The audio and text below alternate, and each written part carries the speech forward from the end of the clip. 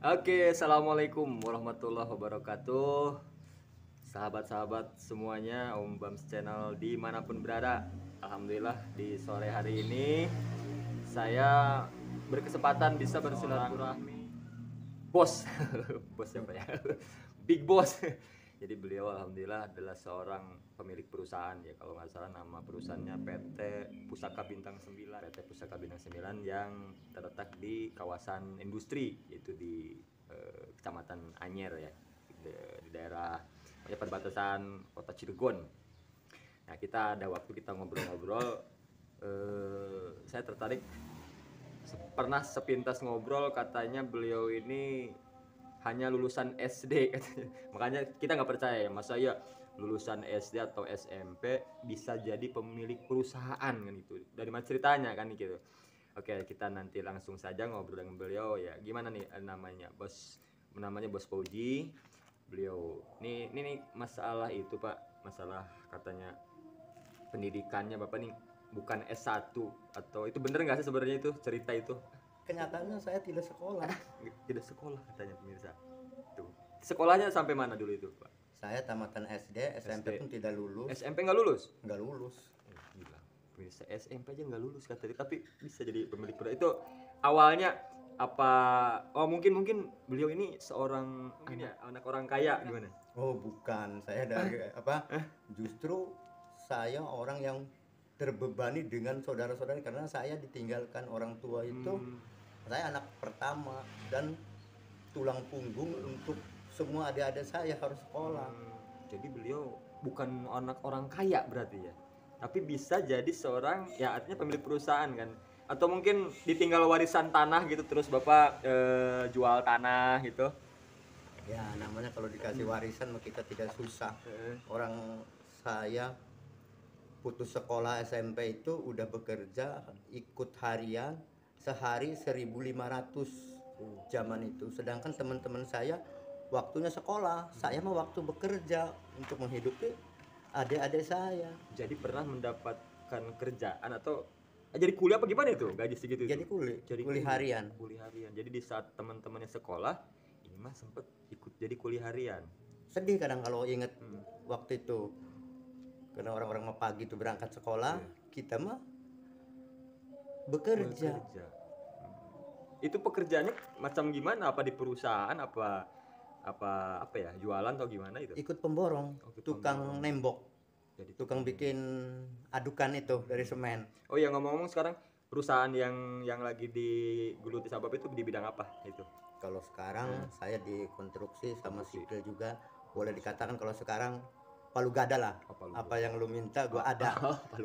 Ada istilah bahasa palu gada tuh, apa yang lu minta gua ada. Oke. Cuma saya tidak sesukses teman-teman saya yang memang benar-benar apa niat usahanya itu ada modal segala-galanya. Kalau kita benar-benar dari tenaga semua otodidak. Itu tadi tuh ada cerita katanya sempet jadi apa tuh tukang kayak bangunan gitu ya. Terus sampai sekarang kan yang perusahaan yang digeluti ada, taruhlah misalnya kayak ke alat-alat berat mungkin ya, ada ya. Ada. Alat berat. Itu loncatan tahapan-tahapannya coba bisa Bapak ceritakan dari. Saya termotivasi dengan bahasa orang tua saya dulu di saat masih hidup. Insya Allah kata bapak saya, sekalipun kamu tidak berpendidikan dan tidak mesantren di pesantren yang apa, yang modern, tapi yang penting kamu jujur ngasih makan buat keluarga itu nanti dari hasil keringat, insya Allah ilmu kamu manfaat, bahkan melebihi orang-orang yang berpendidikan itu. Dan dari situlah saya berangkat, saya merantau hampir keliling Indonesia belajar. Tahun 1999 saya terakhir kerja. Itu termotivasi saya harus bikin perusahaan dan saya pulang kampung harus bikin perusahaan. Oh, jadi bikin perusahaan itu bukan dari hasil misalkan minjem ke bank itu pakai agunan, apa dari hasil usaha selama ngerantau? Saya sampai sekarang pun usaha insya Allah saya tidak memakai uang riba. Uang riba semampunya kita. Jadi kita tidak terkejar dengan hal-hal yang apa, mengandalkan hutang piutang, mau bentuknya bank ke siapa saja, karena efeknya akan ke rekanan kita. Contoh, kita nagih ke Om Bam nih, Om Bam janji besok, saya akan janji lagi ke orang lain, Ke bawahan gitu ya. ke bawah ke orang lain lagi. Tidak tepat janji Om Bam ke saya akan emosi dan akan menghalalkan cara makian, dan itulah yang akan memutuskan kerjasama kita. Kerjasama kan tujuannya untuk saling nyaman. Dia memberikan kerjaan ke kita, modal bersama. Berarti kan harus maklum. Jangan sampai begitu kerjaan mentang-mentang kerjaan udah selesai maksa nagihnya. Tidak. Kita di sini sistem kekeluargaan, usaha juga saya kekeluargaan, tidak ada. Apalagi saya nagih harus pakai hukum apa enggak. Itu selama di artinya pekerjaan yang sudah dikerjakannya lah. Apa aja itu, Pak? Saya terakhir ngeborong waktu itu belum bikin perusahaan ya, masih perorangan. Saya bikin Anjungan Baswa itu UE Salemba Matraman, itu borongan saya dulu. Itu ikut perusahaan orang apa ngeborong Itu sendiri? perorangan, mandoran. Oh, mandoran. Pekerjanya dari Konstruksi itu. konstruksi.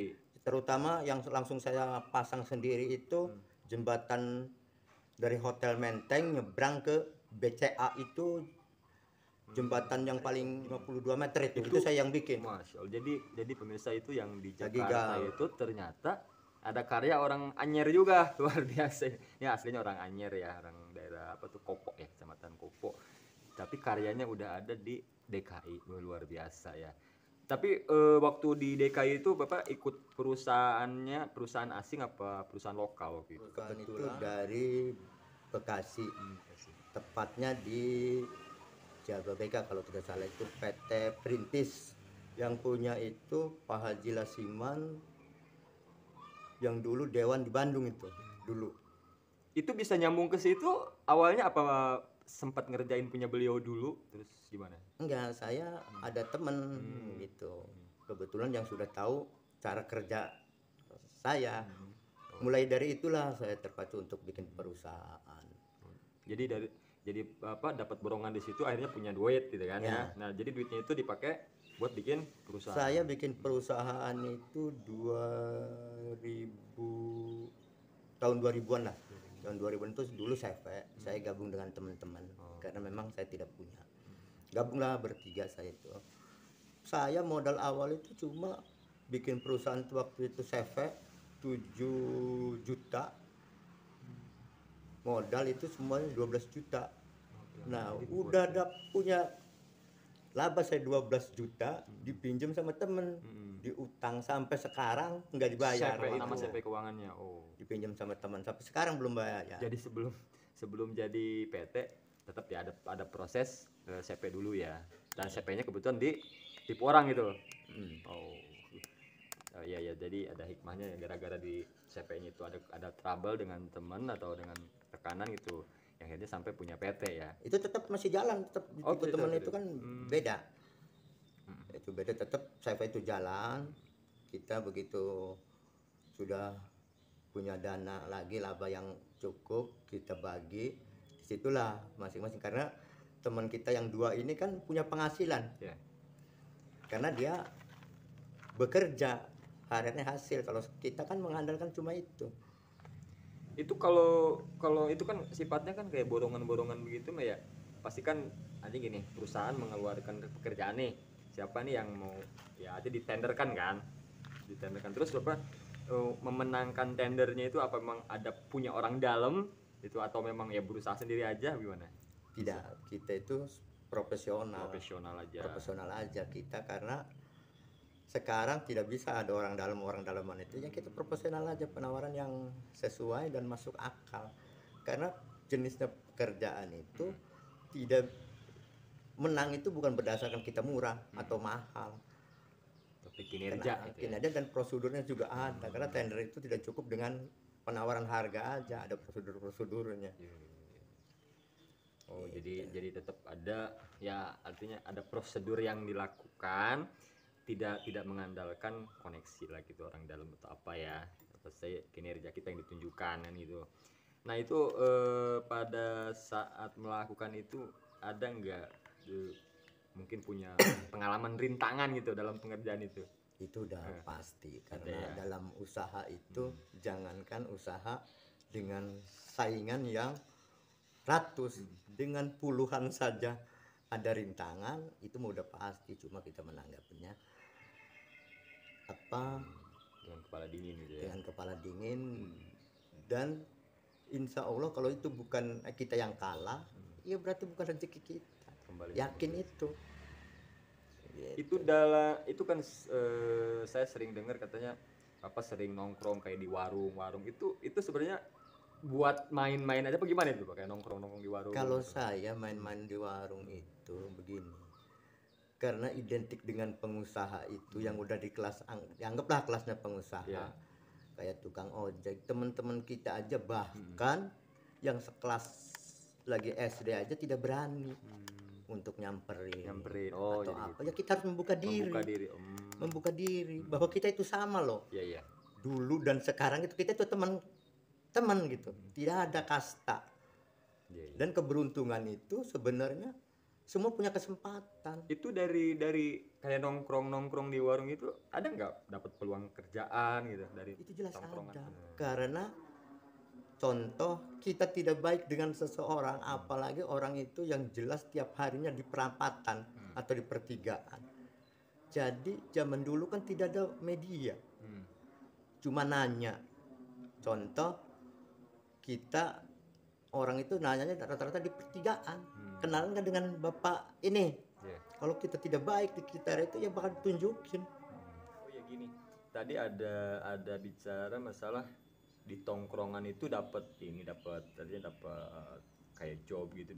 Emang yang di tongkrongan itu ada seperti Bapak itu?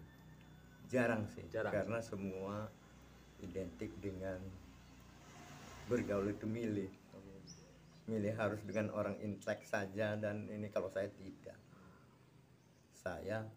tidak menjaga itu. Itu kalau apa kan kayak orang-orang tuh kayak direktur itu kan kemana-mana kan pakai mobil mewah ya kan, pakai style pakaiannya. Terus saya denger apa nih mobilnya aja ya sekelas Yaris yang harga 300 kali ya. Maksudnya apa nggak kepikiran gitu kayak orang-orang mobilnya mewah terus pakaiannya nyetil ya kayak pejabat-pejabat atau ya pengusaha-pengusaha lainnya lah yang dari Ya karena kalau saya prinsipnya gini, saya bawa mobil itu kebutuhan, bukan untuk gaya-gayaan. Kalau untuk gaya-gayaan saya keluar mobil yang paling bagus harus nyetil, berarti kan gaya-gayaan. Kalau saya naik mobil itu ya kebutuhan saja, selagi itu kebutuhan saya tercukup di situ dan cukup, ya buat apa? Hidup saya bukan hidup untuk gaya, untuk kebutuhan saja. Tidak perlu saya nyari mobil yang mewah ataupun berpakaian yang uang. Kita kan penikmat, bukan lagi gaya. Yang saya ini, itu alasan saya. terus itu di masa ya namanya usaha ya pasti kan pasang surut gitu, pernah nggak ngalamin masa-masa terpuruk gitu Bapak, terus menyikapinya kayak gimana itu dengan masa Yang terpuruk? jelas semua pengusaha, jangankan kelas pengusaha, Iya. warung biasa saja ada pasang surutnya, dan itu udah pasti, itu pasti ada. Pernah ngalamin sebulan nggak ada borongan gitu? Udah sering, bukan sebulan Terus lagi. itu kan Bapak kan punya karyawan tuh nih pada saat misalkan apa ini nggak ada job nih misalkan sebulan atau 2 bulan nggak ada borongan, sementara karyawan kan harus digaji harus dibayar itu apa ada aset itu yang dijual? Enggak, kalau saya kan begini, kalau karyawan yang kontrak itu selagi ada project, kecuali karyawan saya yang udah maintenance, baru itu kan udah tidak pakai uang dari harus ngejual aset, itu ada di situ sudah dapat. Bahkan kita hasilnya dari mereka, gaji apa dari mereka, hasil kantor itu kan begitu. Jadi semua itu kita harus memilih juga karyawan itu yang loyalitasnya tinggi ke kita. Jangan cuma nuntut. Kadang banyak juga orang yang nuntut iya, Iya. tapi kewajibannya kadang tidak. Tidak dilaksanakan. Ini kan masalah terpuruk gitu tuh. Itu kan orang kalau yang tadinya lagi naik gitu tuh, terpuruk, ada nggak lemah gitu Pak? Terus Nggak ada sih kalau saya ada. biasa Terus saja.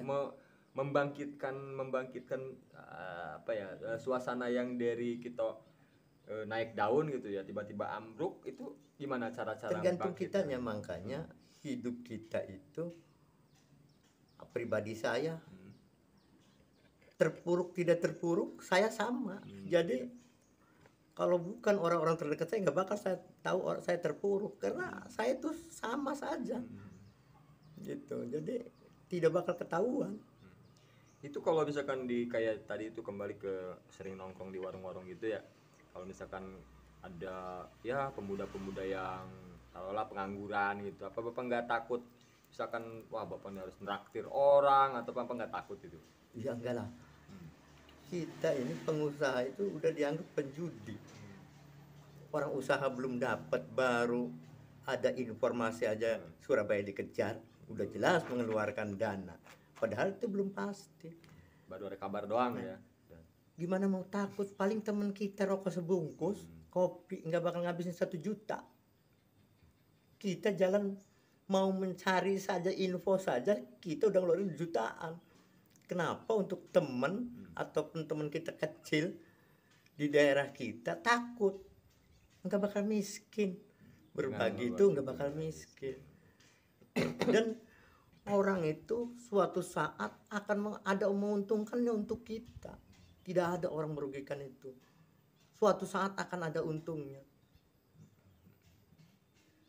Jangan berpikiran, ngobrol dengan pengangguran rugi. Enggak. Suatu saat dia bawa informasi. Pak, di sana ada pekerjaan. Pak, di sana ada. Itu salah satu Keuntungannya kita bisa berbaur dengan mereka gitu ya. Berbaur.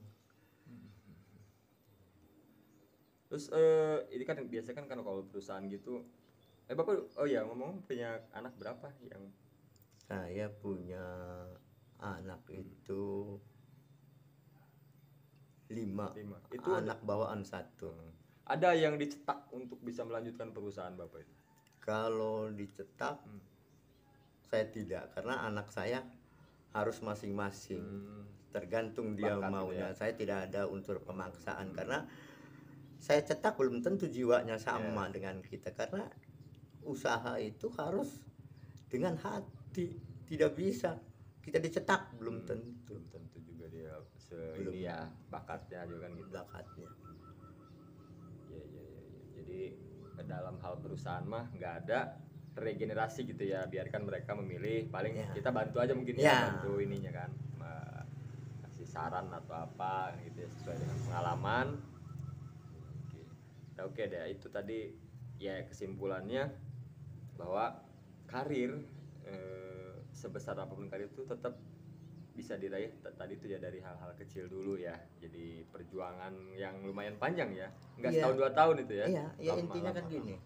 Insya Allah boleh kita buktikan usaha yang peduli dengan saudara kita, apalagi dengan orang tua kita, insya Allah akan maju. Memang kata orang, dia tidak sekolah beruntung saja katanya kan bisa jadi pengusaha.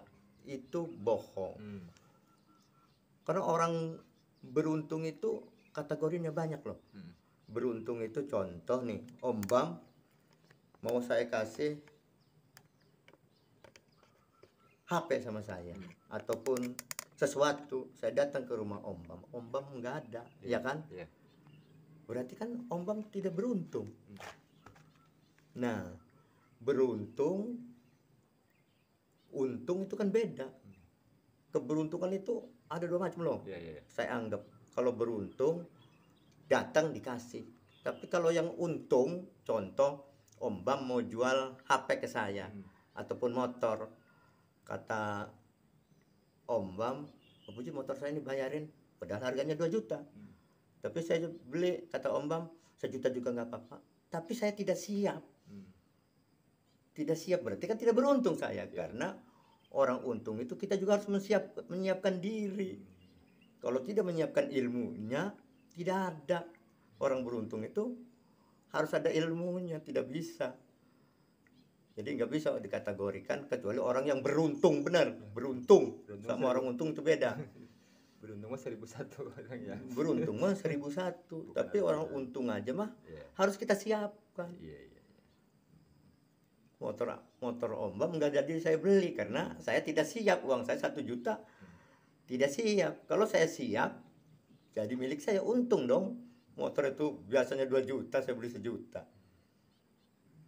Oke, jadi kesimpulannya begitu ya. Sekarang motivasi buat teman-teman kita yang sekarang lagi ya ada yang lagi merangkak usaha atau apa, coba kira-kira tipsnya kayak gimana aja tuh untuk Ya intinya kita manfaatkan waktu sesuai dengan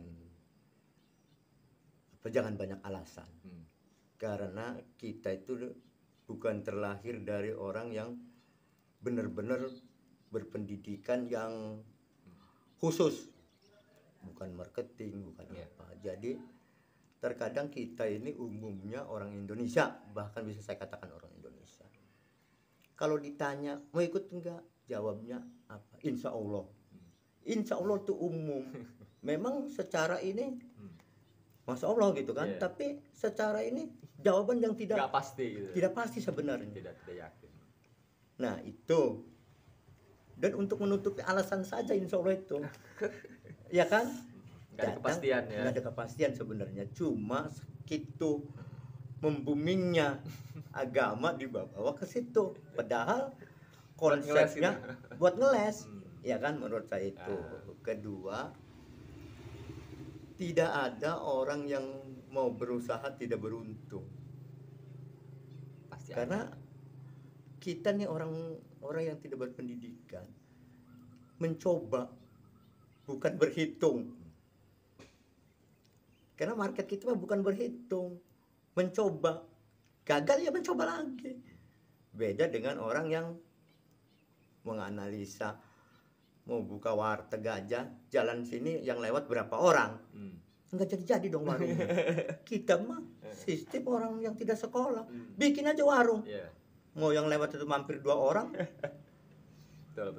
Itu makanya itulah takut kalau insya Allah untuk adik-adik kita yang berpendidikan itu justru lebih gampang untuk maju karena menguasai segala yang berkembang di zaman ini. Zaman kita dulu usaha tidak ada internet, tidak ada email, yang ada fax. Oh, zaman fax ya. Zaman fax dulu. Jadi lebih susah. Sekarang ngirim data aja ya gampang ya. Gampang. Jadi sebenarnya sekarang bohong.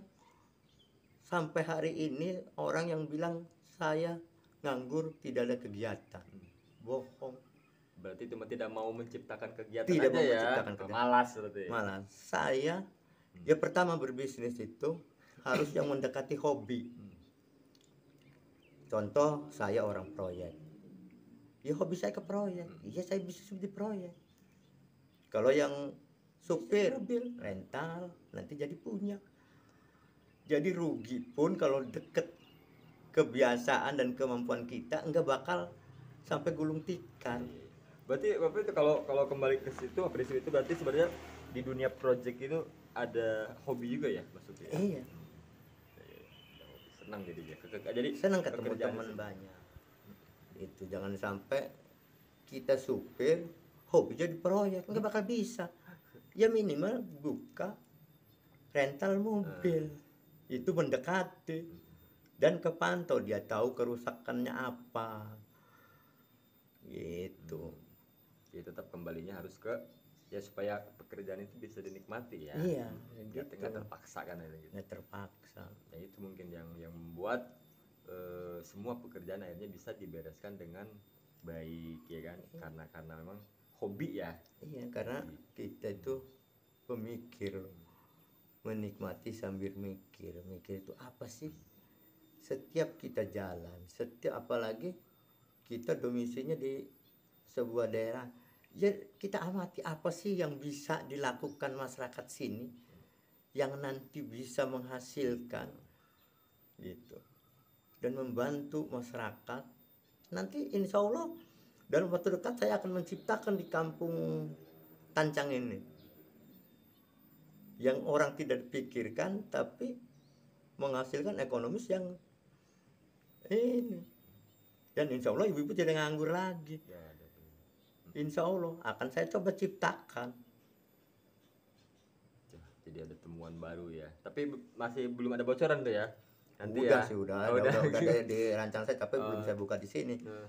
Ya artinya biar nanti orang itu oh ternyata itu ini bisa menghasilkan ekonomis yang ini loh. Iya. Gitu. Oke deh, ya itu ya nanti kita sambung lagi. Jadi yang poin itu poin yang tadi sudah disampaikan luar biasa buat motivasi kawan-kawan semuanya yang sekarang lagi ada di dunia pencarian pencarian kehidupan ya. Mudah-mudahan tayangan ini bisa bermanfaat untuk kita semuanya. Oke, terima kasih banyak Bos Puji ya waktunya. Mudah-mudahan tayangan ini bisa bermanfaat untuk rekan-rekan kita di Indonesia. Alhamdulillah. Jadi kita sudah ini kita berada di ini ya di rumah baru nih. Masih lama kayaknya Bos ya. Nih waduh. Doain aja mudah-mudahan cepat beres ini. Rumahnya gede-gede aja. Aduh, ini rumahnya di sini. Kawan sih. Selamat sore semuanya. Salam santun. Assalamualaikum warahmatullahi wabarakatuh.